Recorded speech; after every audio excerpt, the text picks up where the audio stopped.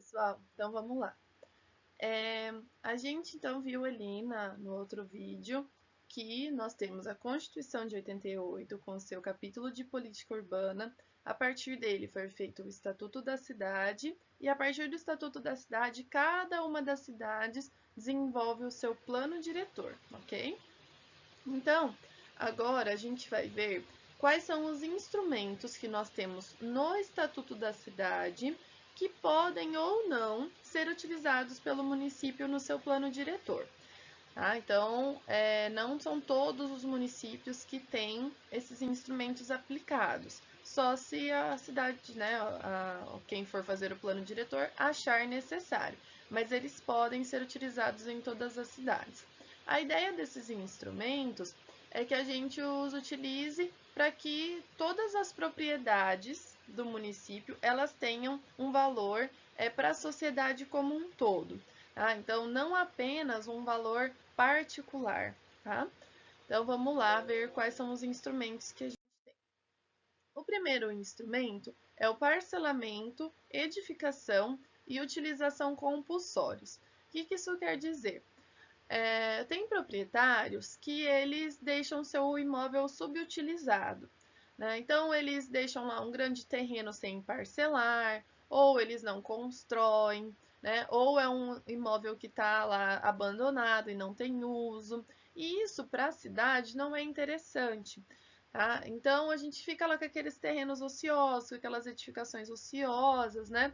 E geralmente as pessoas fazem isso por fins especulativos. O que seria isso?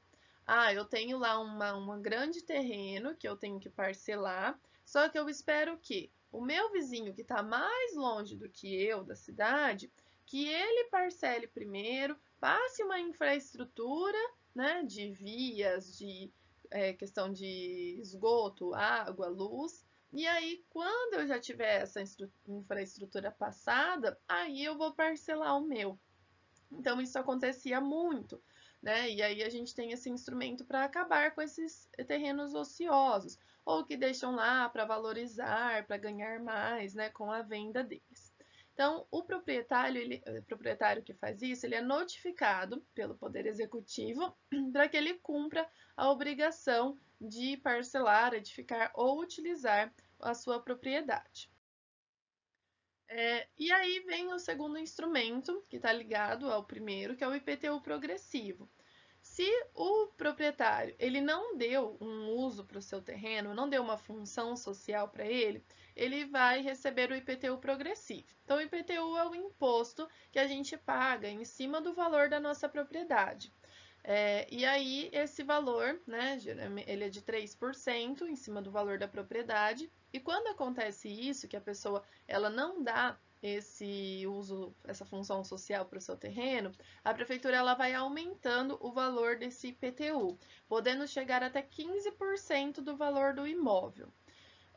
E aí, se a pessoa ela não parcelar, edificar ou utilizar até o prazo de 5 anos, o município ele pode manter essa cobrança nesse valor máximo até que essa obrigação seja cumprida. Mas vem aí um terceiro instrumento, que é a desapropriação com pagamentos em títulos. Se a prefeitura quiser, após esses 5 anos que foi aplicado o IPTU progressivo, ela pode desapropriar esse imóvel. Então, ela pega esse imóvel para ela, paga essa pessoa com títulos de dívida pública. E isso pode demorar até 10 anos para essa pessoa poder receber esse dinheiro. Então, esses três instrumentos eles estão ligados um ao outro. Então, primeiro a pessoa é notificada para ela que ela dê uma função para sua propriedade. Se ela não fez, vem o IPTU progressivo. E se o IPTU progressivo não foi suficiente, a prefeitura pode desapropriar o terreno, né, ou a propriedade, e aí isso passa a ser da prefeitura, beleza? Depois a gente tem o instrumento que está lá no artigo 183 da Constituição, que é o uso capião especial de imóvel urbano. Então, a gente tem essas condições para a utilização desse instrumento. Uma pessoa, né, uma família que vive há mais de 5 anos num terreno que não é seu no papel, ela conquista a propriedade ou o direito de moradia desse terreno. Esse terreno ele pode ser privado, mas ele tem que estar abandonado pelo seu dono oficial e a área do terreno não pode ser maior que 250 metros quadrados. E essa família, ela não pode ter outro imóvel para sua moradia, tá? Aí ela vai adquirir esse terreno como seu. E aí o que acontece quando as pessoas elas moram em um terreno que não dá para dividir, fazer assim o loteamento, né, desse terreno, como por exemplo na favela. Então várias pessoas ocuparam lá um terreno, né, e não dá para a gente dividir certinho qual terreno é de cada pessoa. Aí a gente tem esse uso capião especial coletiva. Então, a coletividade, todo mundo que mora naquele terreno, adquire a titularidade daquela área. Aí, nesse caso, pode ser uma área superior a 250 metros quadrados, e aí é como se fosse um condomínio, que cada pessoa tem uma fração daquele terreno, é dividido de maneira igual por todo mundo, tá?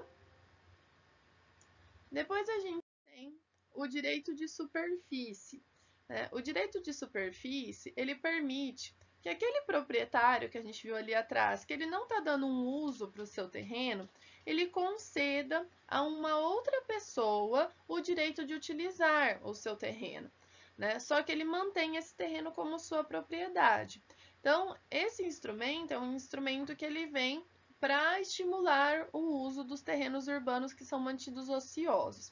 Então, por exemplo, a pessoa ela tem lá um grande terreno vazio e aí um grande supermercado quer instalar ali a sua uma loja sua.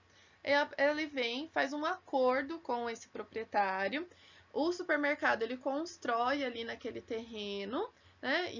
E o proprietário continua dono do terreno. Tá? E aí eles fazem um acordo de uso e aí então ele dá esse uso, né, pro local. Só que, né, ele não precisa, se ele não tem dinheiro, algo assim, ele não precisa tirar isso do bolso dele. Então, é uma forma de estimular a utilização dos terrenos ociosos. Depois a gente tem o direito de preempção. Nesse caso, é um instrumento aplicado para o município. Quando o município ele tem interesse de adquirir algum imóvel em uma região, ele cria uma lei que delimita essa região e nos próximos 5 anos, né, se alguém for vender ou um imóvel específico ou um imóvel em uma área, a prefeitura ela vai ter o direito da compra desse imóvel. Tá? Então, essa lei, ela vale por 5 anos, depois que acaba, ela fica 1 ano sem vigência e depois a prefeitura pode fazer a lei novamente. Tá? Então, às vezes tem alguma edificação que tem um interesse histórico para a prefeitura, ou a prefeitura ela quer precisa instalar algum equipamento urbano numa área, ela não tem terreno, aí ela faz, né, essa lei para ela comprar um terreno naquela região. Então, sempre nesse caso, vai ser para aquisição de áreas para habitação popular, ou atendendo alguma demanda social, ou para implantar uma atividade de lazer, de recreação, alguma coisa na área da saúde, tá? Então, sempre pensando numa função social.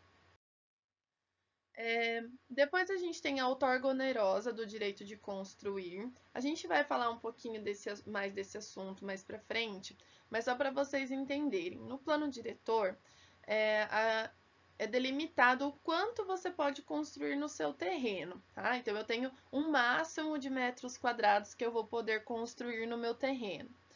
A outorga onerosa, ela permite que as pessoas construam acima do coeficiente que foi estipulado. Só que isso, para que a pessoa construa mais, ela paga para o município uma contrapartida para que ela tenha esse benefício. Então, no plano diretor, é definido em que áreas da cidade que vai ser aplicada a outorga onerosa.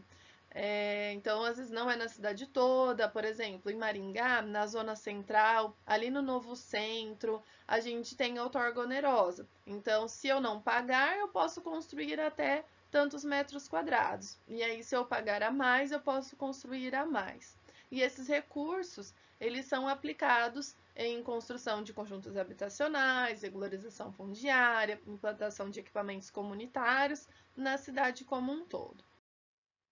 Depois a gente tem a transferência do direito de construir, né, que é quando a pessoa ela tem um imóvel e por algum motivo ela vai deixar, ou ela não vai poder utilizar o seu imóvel, ou ela vai poder construir menos do que ela poderia, né? No caso, isso só pode acontecer se o terreno dela for utilizado para implantar algum equipamento urbano e comunitário, para área de preservação, para servir a programas de regularização fundiária, tá? Habitação de interesse social, esse tipo de função. Então, por exemplo, eu comprei um terreno e meu terreno ele é num fundo de vale. No fundo do meu terreno tem um rio. Aí estava lá na lei, quando eu comprei, que eu tinha que deixar 30 metros do rio sem construir. Aí a lei mudou e aí passou a ser 60 metros. Então eu perdi mais 30 metros do meu terreno que eu não vou poder construir. O que eu posso fazer? Aquele potencial construtivo que eu tinha ali, eu posso transferir ele para outro terreno, tá? Então daí a prefeitura cria uma lei de como isso vai ser feito, para onde eu posso transferir e tudo mais. Depois a gente tem as operações urbanas consorciadas.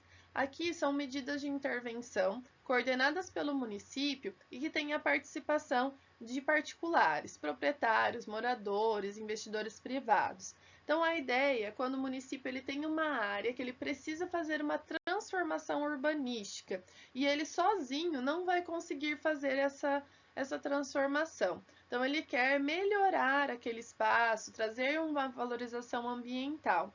Então, daí ele vai atrás de investidores privados, né, para que eles tenham recursos para melhorar esse desenvolvimento urbano. E aí eles dão algo em troca para esse investidor, para que ele dê esse dinheiro. Tá? Então, áreas que estão degradadas, né, a gente utiliza esse instrumento. E o último instrumento que a gente tem é o estudo de impacto de vizinhança. Então, alguns empreendimentos, quando eles vão ser implantados na cidade, eles causam alguns transtornos, como um aumento da densidade populacional, geram tráfego, sobrecarregam os equipamentos públicos, trazem prejuízo à ventilação e iluminação natural, comprometem a paisagem. Tá? Então, esse tipo de empreendimento ele deve ser analisado se ele pode ou não ser implantado na cidade. Então, é feito esse estudo. E aí, se a prefeitura permitir que seja colocado, que seja implantado esse empreendimento no município, ele vai ter que dar alguma contrapartida também, tá? Então, o estudo de impacto de vizinhança ele serve para isso, tá? Para a gente analisar qual o impacto que aquele empreendimento vai ter no local da cidade, né? Para ver se ele pode ou não ser implantado, tá ok? Então aqui a gente termina os instrumentos do Estatuto da Cidade. E no próximo vídeo eu vou falar de mais dois assuntos, tá? Que estão ligados a essa questão da cidade também. Então até o próximo vídeo.